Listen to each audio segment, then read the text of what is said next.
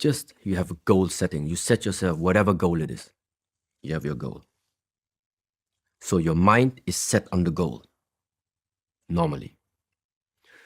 The 5 hindrances now simply describe there are 5 mental states that would actually make it difficult for you to still keep your goal in the mind, whatever goal that is. So, the number 1, for example, is called sensual desire. Sensual desire means you are too receptive for any type of pleasurable feeling in regards to your 5 senses. Look, be aware of what is it that you are very easily attracted to. It doesn't say it's bad, it doesn't say it's good, it just says in the context of you want to reach your goal, how to reach the goal the quickest, be focused with your energy. Meaning, be focused with the mind. Don't lose the goal from the mind.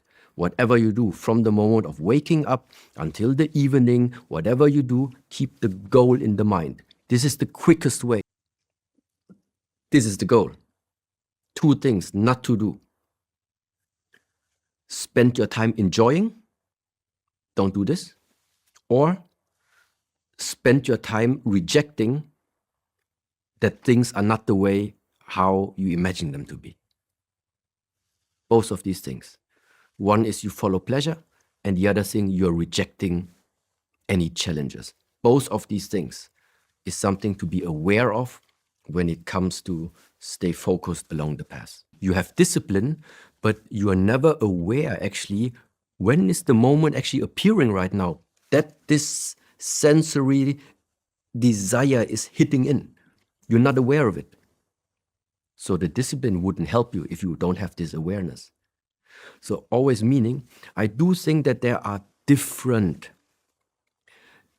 qualities of the mind that come into play for you to adjust yourself properly. This is, for example, where I very much appreciate so many different teachings that are meanwhile existing, freely available, for example, through the social media, including breath work, including yoga practices. All of them, if you have a proper teacher, I'm very sure that this is exactly what is starting to raise your awareness for something that in this field, when you're spending some time, we refer to as energy. If you're not aware of your own innerst layer, let's say like this, and somebody insults you, it can happen that like somebody insulted me and then I just started exploding. Yeah, but the fact is, before something explodes, before I explode, first of all, something must be lit. Already, the small little flame already must have been lit. So when I already knew who is it that I'm going to meet, maybe that already, hearing the name from him, already was already the starting point of a potential explosion to happen. Yeah. So then, this was where when this little flame already started being there. And then you literally can feel things like this. You can feel when something has been injected, let's say, into you, when something starts to arise. Because when the fire is already too big, when the whole house is burning, you're not gonna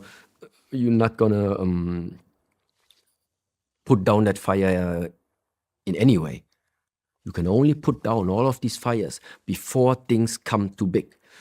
Meaning, we must find a way to be directly grabbing the root, grabbing the core, or grabbing the source of the explosion. And the only way that I know is you need to become more sensitive for everything that goes on in your body, in your surrounding, in everything. This is where, for me, awareness does play a role. And yes, and especially when it comes to becoming aware of your emotional states, this is absolutely inner work. This has nothing to do with doing work out here. It's inner work.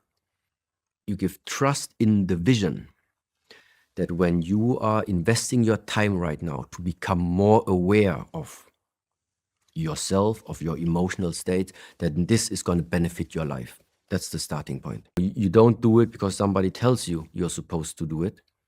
You do it because you genuinely believe this is the way. Yeah, I want to know more about myself. I want to really understand what is it that I am made out of. You want to figure out, is there something inside of myself I tried to look away for many years, but I know it's still there and was afraid to look at it? All of these things. There's only one way to make yourself free. You need to become transparent. Yeah, if there are spots inside of ourselves where there's no light yet, it can't be. It can't be. Bringing light to everything that has been in the dark. This is another area of the path, which at some point everybody will face. Yeah. And even though this is now just like a saying, but just the idea. Whatever you're doing, whatever you're thinking, whether people are around you or you're alone, just imagine there is one who always sees what you're doing. So live your life based on that.